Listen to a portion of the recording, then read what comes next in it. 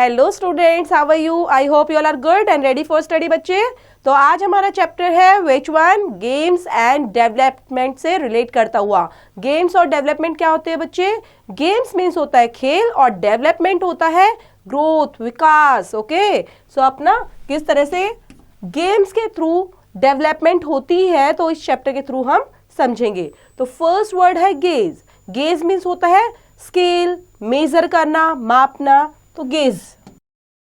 Conjuncture means होता है gas करना। ठीक है, गैस करते हैं, हम सोचने लग जाते हैं या आइडिया लगाते हैं, बोलते हैं ना आइडिया है मेरा ये, तो वही है। Next is prowess. Prowess means होता है ग्रेट स्किल्स।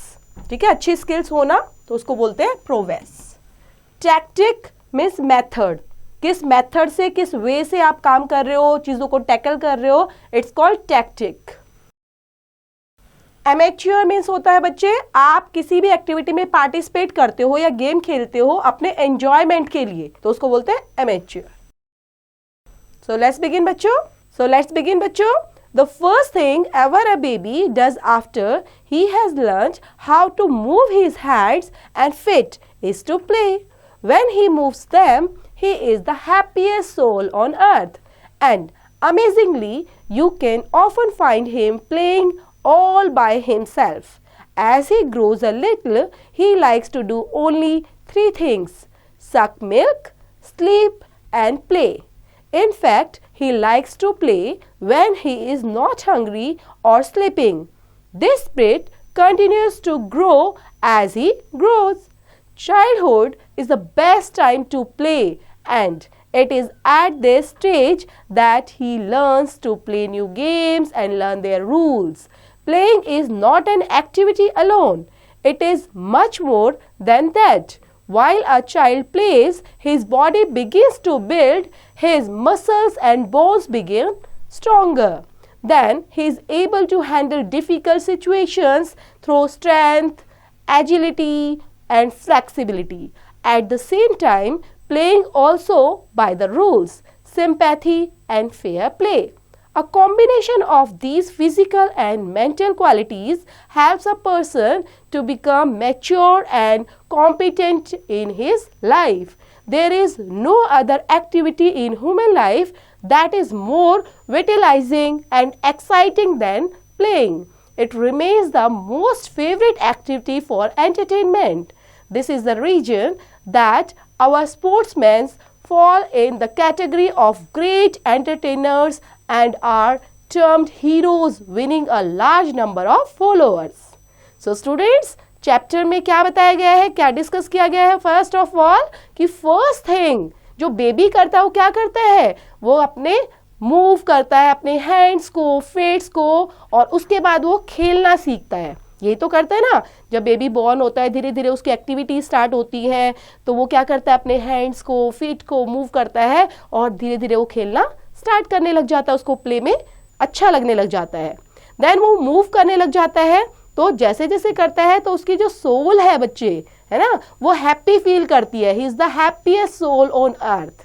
और अमेजिंगली आपने देखा होगा बच्चे, कभी भी जब आप गेम खेलते हो तो आपको बड़ा अच्छा लगता है, और आप जब ग्रो हो रहे हो धीरे धीरे, ही ग्रोज अ लिटिल, कोई भी बच्चा जब ग्रो करता है तो उसको ज़्यादातर क्या चीज़ें होती हैं, जब वो धीरे धीरे बिल्कुल छोटा होता है तो सिर्फ दूध पीता है, सो जाता है और खेलता है। यही करते हैं ना बच्चे, स्कूल जाने से पहले यही तो काम करते थे आप लोग, तो ऐसे ही करते हैं। और फिर वो खेलते खेलते जैसे उसको क्या होता है, कई बार ही इज़ नॉट हंग्री और स्लीपिंग, मतलब सिर्फ गेम इतना अच्छा लगता है प्ले करना कि उसको सोना भी भूल जाता है, इवन अपनी भूख भी भूल जाता है वो, है ना। तो कंटिन्यूअस वो ग्रो करता ही रहता है। जो बचपन होता है, चाइल्डहुड होता है बच्चे, is the best time to play.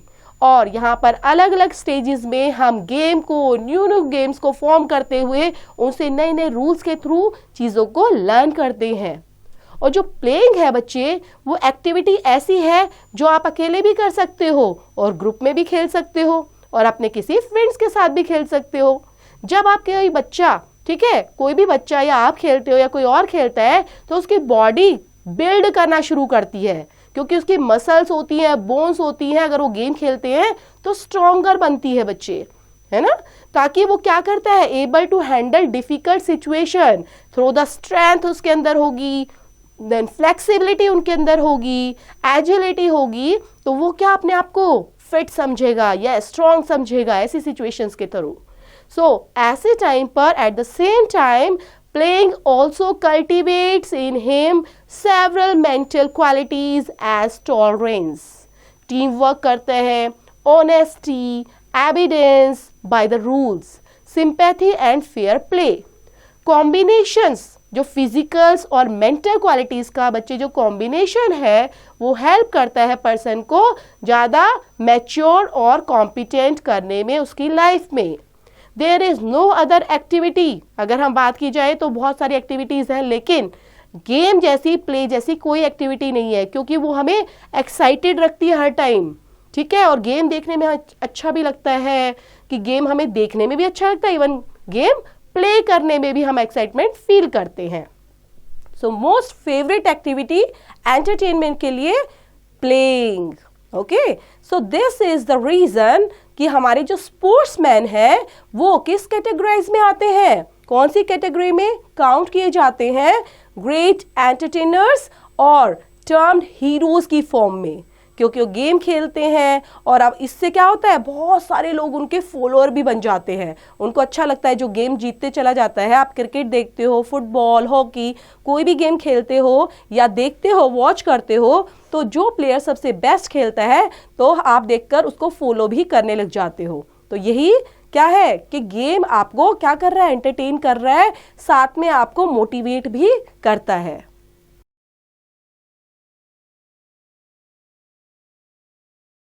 There is a little doubt that games do good to a player in his individual's capacity.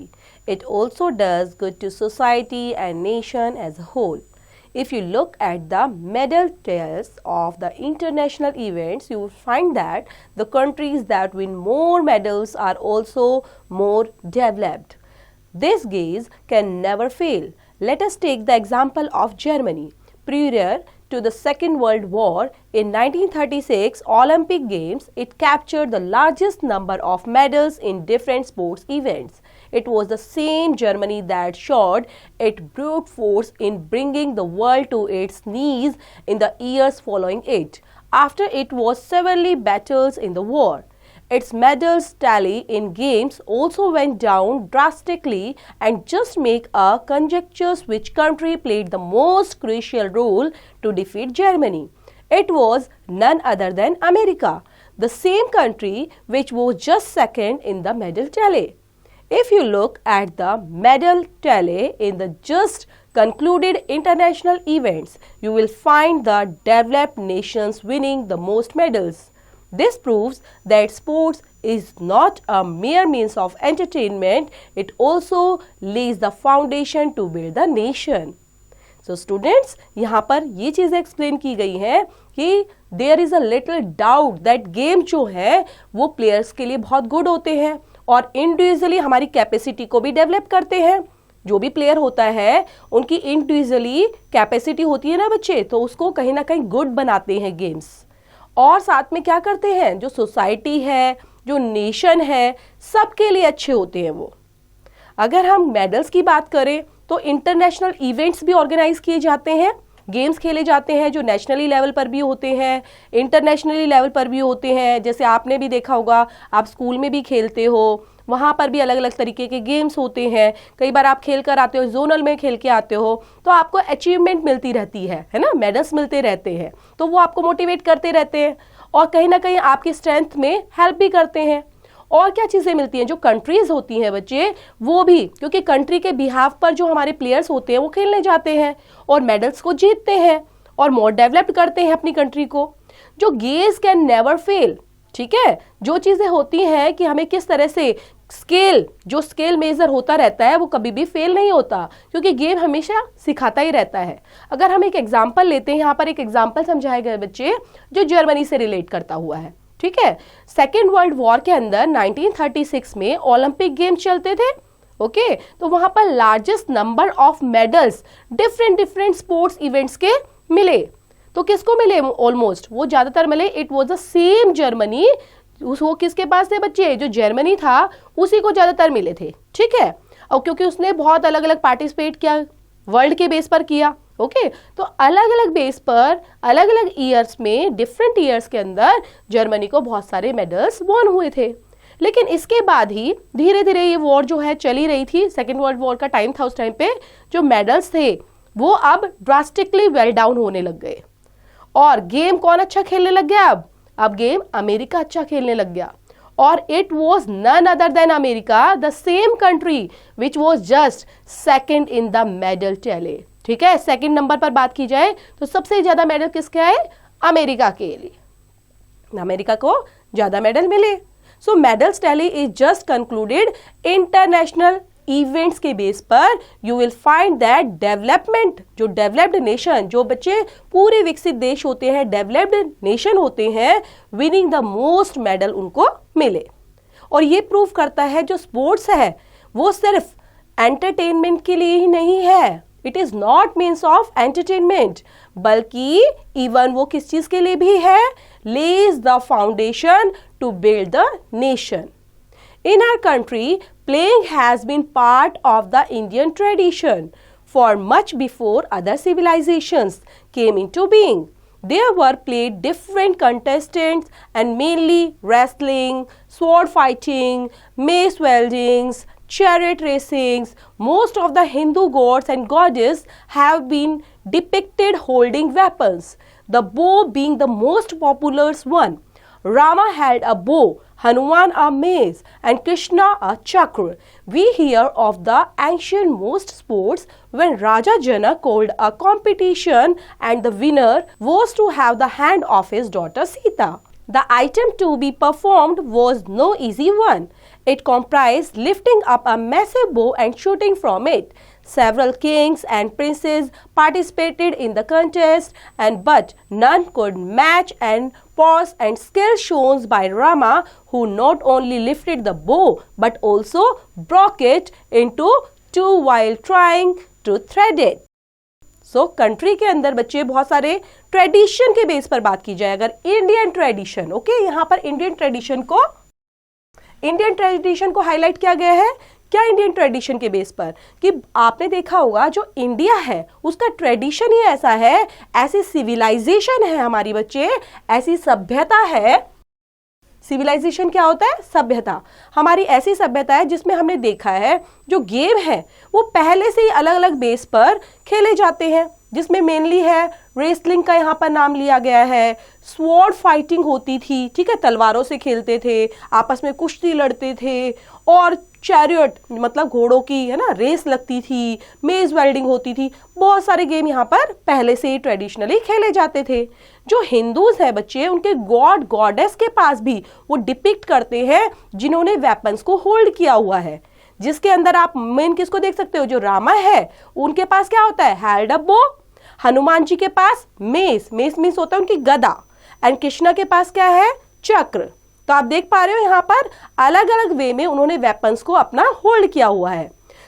हमने बहुत सारी चीजों को एंशिएंट मोस्ट स्पोर्ट्स के बेस पर भी देखा है, जिनमें राजा जनक जो थे, जो सीता के फादर थे, ठीक है, सीता माता के फादर जनक जी तो थे, तो उन्होंने एक विनिंग कंपटीशन हेल्ड कराया था अपनी डॉटर सीता के लिए, ताकि जो उसको गेम को, उन्होंने गेम था ना ये गेम, जो उस धनुष को उठाएगा, ठीक है, वो ही सीता से शादी कर सकता है, स्वयंवर रच सकता है।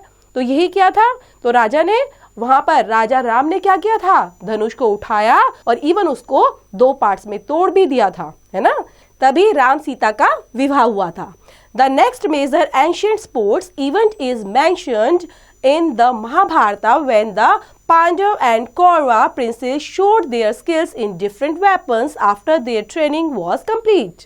Later, in an open contest, Arjun won the hand of Draupadi in one of the most difficult and skillful tests of archery, in which he shoot at the eye of revolving fish by looking at its image in the pool of water below. So next major incident की बात की जाए जो ancient time में हुआ था sports के base पर, तो यहाँ पर महाभारत के अंदर, आपने महाभारत अगर देखी होगी तो बच्चे, तो वहाँ पर आप पांडव के बारे में आपने पढ़ा होगा, कौरव के बारे में पढ़ा होगा, ठीक है। जो पांडव और कौरव थे उनके भी अपने अपने स्किल्स के बेस पर उनके वेपन्स वो हेल्ड रखते थे, अपने पास रखते थे। सो उनको भी अलग अलग ट्रेनिंग दी जाती थी ताकि वो वेपन्स को अच्छे से चला पाए। उसके बाद यहाँ पर एक कॉन्टेस्ट हुआ था जिसके अंदर अर्जुन ने किसका, द्रौपदी, ठीक है, द्रौपदी का हाथ जीता था। इसका मतलब उससे विवाह किया था। वो कैसे था, वो उस गेम के अंदर ये था कि उनके अंदर जो स्किल्स टेस्ट लिया गया आर्चरी का, ठीक है, और उसके अंदर क्या करना था कि जो फिश थी, ठीक है, वो घूम रही थी बच्चे, दूर ऐसे घूम रही थी और उसकी आंख पर, ठीक है, क्या करना था, बिल्कुल आर्चरी के थ्रू निशाना बांधकर उसकी आंख पर निशाना लगाना था, सीधा सीधा, ठीक है। तो वही चीज करके उन्होंने किसको जीता, द्रौपदी को यहाँ पर अर्जुन ने जीता था। It will be amazing to note that Siddhartha, who later became the Buddha, had mastered great skills in archery, fencing, charioteering, wrestling and lance throwing in a. सो यहाँ पर और भी अमेजिंग नोट है जिसके अंदर सिद्धार्था जो है उनका नाम भी है, जिन्होंने क्या किया था, who letter became the Buddha. Siddharth को बाद में किस नेम से जाना गया बच्चे, बुद्धा के नाम से। और जो मास्टर थे ग्रेट स्किल्स ऑफ आर्चरी, मतलब आर्चरी के अंदर उनकी काफी अच्छी स्किल थी, इवन वो मास्टर थे। फेंसिंग और किस चीज में थे, और भी बहुत सारी स्किल्स थी, फेंसिंग में बताया गया है, चैटरिंग में बताया गया है, रेसलिंग अच्छा था उनका, और लेंस थ्रोइंग भी काफी अच्छा करते थे। इन अ fencing contest, he is said to have cut through a massive palm tree in one sweep of the sword, such that the tree did not fall down until it swayed in the wind sometime later. तो वहाँ पर उनको भी एक task दिया गया था, ठीक है। उनका टास्क क्या था, ये बोला गया था कि आपको massive palm tree in one sweep of sword, मतलब एक ही तलवार को एक ही बार चलाकर और क्या कर देना है, जो इस ट्री के पाम, ठीक है, उसके जो लीव्स हैं उनको कट करना है, और ट्री कट नहीं होना चाहिए। तो इस तरह से उन्होंने एक पूरा प्रॉपर तरीके से, आप गेम बोल सकते हो, एक टास्क बोल सकते हो, यहाँ पर हेल्ड ऑन किया था।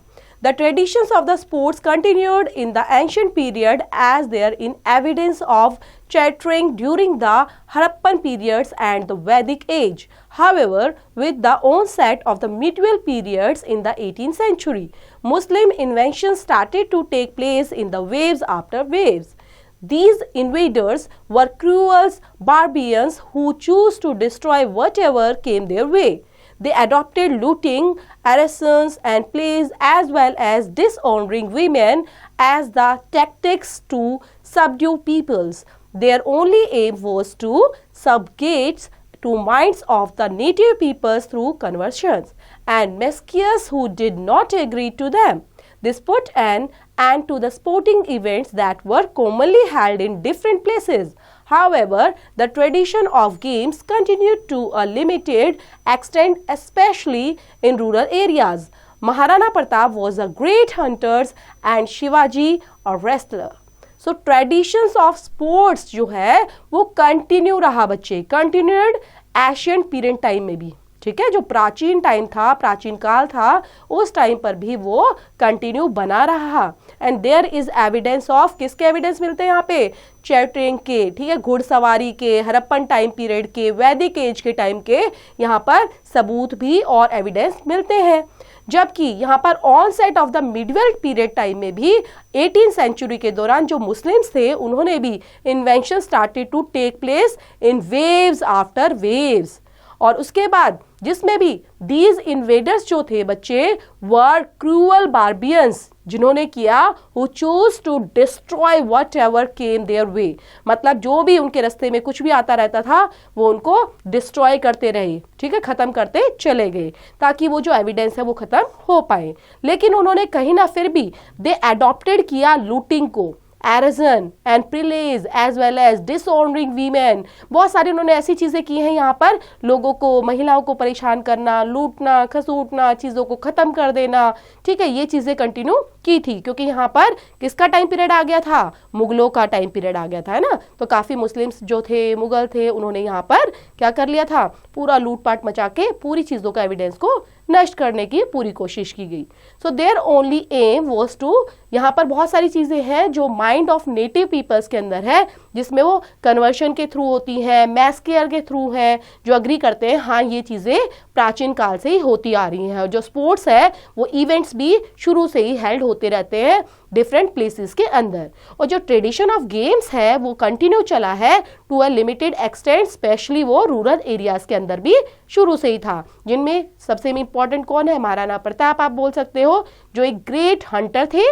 देन शिवाजी, वो कौन थे, was a great wrestler. When the English ruled over us, some of new games were also introduced like badminton, cricket, hockey, boxing and others. And the traditional games like wrestling, kho-kho and rope pulling went into oblivion though they continued to be played in the rural areas. So अगर बात की जाए यहाँ पर अब किसका धीरे धीरे रूल चेंज होता रहता है बच्चे, और हुआ है ना इंडिया के अंदर, तो अब रूल चेंज हो गया था और इंग्लिश जो ब्रिटिशर्स थे उन्होंने यहाँ पर रूल करना शुरू कर दिया था इंडिया पर। तो यहाँ पर भी काफ़ी नए गेम उनके थ्रू भी इंट्रोड्यूस्ड कराए गए, जिसके अंदर बैडमिंटन, क्रिकेट, हॉकी, बॉक्सिंग और भी अदर ट्रेडिशनल गेम जो थे, जिसमें रेसलिंग का है, खो खो है, रोप पुलिंग है, ये भी यहाँ पर इनको भी गेम, मतलब इन गेमों को भी रूरल एरियाज के अंदर खिलाया गया और कंटिन्यू रखा गया। After independence, India has not done well in the international sports arena. India possesses 1/6 of the world's population, but when it comes to medal in international meets, we find ourselves in the company of some small poor nations. India and China were freed about the same time, but we lag far behind it in sports. So, do we in development? The message is clear. If we wish to be a developed nation, we would need to excel in sports too. The two are inextricably linked. So independence के बाद जो बच्चे India है अपना, उन्होंने international sports के base पर भी काफ़ी अच्छा प्रदर्शन किया है, वहाँ पर भी वो कर चुके हैं, ठीक है, मतलब वो डिफरेंट लेवल पर, इंटरनेशनल लेवल पर भी खेलते हैं। इंडिया ने यहाँ पर पॉजेस किया है 1/6 ऑफ द वर्ल्ड्स पॉपुलेशन को, जहाँ पर वो आती है two medals in international meets, और फाइंड करते हैं ourselves in the company of small poor nation के बेस पर। इंडिया और चाइना की बात की जाए बच्चे, तो were freed about the same time, but क्योंकि दोनों के दोनों आज़ाद जो हुए थे वो ज़्यादातर सेम टाइम पर ही आज़ाद हुए थे। कौन? India and China. So we do in development, और मैसेज क्लियर है जहाँ पर कि if we wish to be developed nation, अगर हम अपने नेशन को डेवलप्ड करना चाहते हैं तो हमें क्या करना पड़ेगा, स्पोर्ट्स की हमें ज़रूरत होगी ही, उसको प्रॉपर तरीके से हमें अपने खिलाड़ियों को तैयार करना पड़ेगा, प्लेयर्स को रेडी करना पड़ेगा, ताकि उनको और ज़्यादा मोटिवेट कर नेशनल और इंटरनेशनल बेस पर आगे बढ़ाया जाए, और उसी के बेस पर अपनी कंट्री भी आगे बढ़ेगी। It is heartening to note that India is paying more attention to sports at present, and we can see its positive outcome in the number of medals. And with this, we can also see that we are taking longer strides in the field of development. We are already doing good in regional international games like SAARC games, Asian Games and Commonwealth Games, but we still stagger far behind in the sports events that encompass and development nations like the Olympics and World Championship.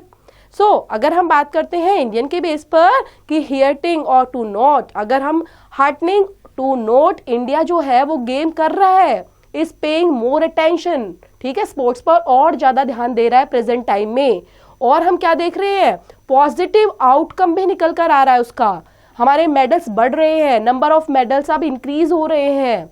With this we can also see, क्या देख रहे हैं बच्चे, taking longer strides in the field of development को। We already doing good in regional, कहाँ पर अच्छा कर रहे हैं हम, इंटरनेशनल गेम में अच्छा कर रहे हैं, लाइक सार्क गेम्स हो गए, एशियन गेम्स हो गए, कॉमनवेल्थ गेम्स जो होते हैं वो भी, तो सब बेस पर इंडिया अब अच्छा कर रहा है, ठीक है, लाइक ओलंपिक्स में भी और वर्ल्ड चैंपियनशिप में भी। There is a negative side of our inclination so far as our participation in sports is concern, most of our young people want to become. So negative side अगर देखे जाए, negative side of our inclination, ठीक है, कोई ना कहीं हम क्या हो जाता है, हम थोड़ा सा मेडल्स लाने में या करने में, अचीव करने में हमें कुछ लैक हो जाता है, कुछ कमी रह जाती है। तो वो स्पोर्ट्स के अंदर वो कैसी कमी होती है, वो इसका मतलब कहीं ना कहीं पार्टिसिपेशन की, तैयारी की कमी रह जाती है, आई थिंक न्यूट्रिशन की कमी भी हो जाती होगी। तो कुछ ऐसी चीज़ें हैं जो प्लेयर्स को फेस करनी भी पड़ती हैं। Professionals, they want to play the game for money. They want to emulate the likes of Sachin Tendulkar and Virat Kohli, who gave grown multimillionaires. Playing should cultivate the qualities of skill, speed, stamina and strength. And these qualities cannot be developed without taking part in amateur games, which ensures a sound mind in a sound body. So, we need to look beyond to games other than a few money yielding ones. This alone will help to build the nations and put us on the path to development. So, professionals के base पर कोई लोग जो होते हैं, बच्चे जो players होते हैं, वो किस बेस पर खेलना चाहते हैं? गेम को मनी के बेस पर, ठीक है, मनी के बेस पर खेलना चाहते हैं कि पैसा ही सब कुछ है, पैसा मिलेगा, लेकिन ऐसा नहीं है। हमें हमेशा अपनी पसंद के अकॉर्डिंग ही खेलना चाहिए, है ना। तो जिसमें हम एग्जांपल ले रहे हैं यहाँ पे सचिन तेंदुलकर का, विराट कोहली, जो एक मल्टी मिलेनियर्स के रूप में उन्होंने काम किया है और गेम को खेला भी है। और उसके लिए हमें गेम के लिए कैसा होना चाहिए? कल्टीवेट होना चाहिए, क्वालिटीज होनी चाहिए। क्वालिटीज कैसी होनी चाहिए? स्किल्स होनी चाहिए, then speed, you should have stamina, strength, और ये क्वालिटीज के बेस पर ही आप डेवलप्ड कर पाएंगे, ठीक है, without taking part in the amateur games. और बोलते हैं ना, which ensures a sound mind in a sound body. So हमें जरूरत है to look beyond the games other than a few money yielding ones. अब ये जो चीजें हैं बच्चे, alone will help to build the nation, क्योंकि नेशन को तो बिल्ड करने में हेल्प करेंगी ही वो चीजें, and put us on the path to development, जिससे हमारा जो नेशन है वो उस पाथ पर, उस रास्ते पर अग्रसर होगा और आगे बढ़ेगा। So students, this is the end of the chapter. I hope आपको अच्छे से समझ में आया होगा। और इस चैप्टर के अंदर जो मेन बताने की कोशिश की गई है बच्चों, वो ये चीज़ें बताई गई हैं कि आपको इनसे ये सीखना चाहिए कि जो गेम है वो सिर्फ और सिर्फ अपने डेवलपमेंट के लिए ही नहीं है, कि अपनी बोन्स को स्ट्रॉन्ग बनाना है, अपने माइंड को स्ट्रॉन्ग बनाना है। इवन हम अपने, चाहे गांव है, हम शहर है, अपनी कंट्री है, उन सब के डेवलपमेंट में हम हेल्प कर सकते हैं। इसलिए प्रॉपर तरीके से हमें खान पान के साथ और प्रॉपर एक्सरसाइज के साथ हमेशा गेम को खेलना चाहिए, इंटरेस्ट लेकर। So students, this is end of the chapter. और दोबारा पढ़ेंगे इसको, रीड आउट करेंगे, इससे रिलेट करती है एक्सरसाइज बच्चे। Do yourself.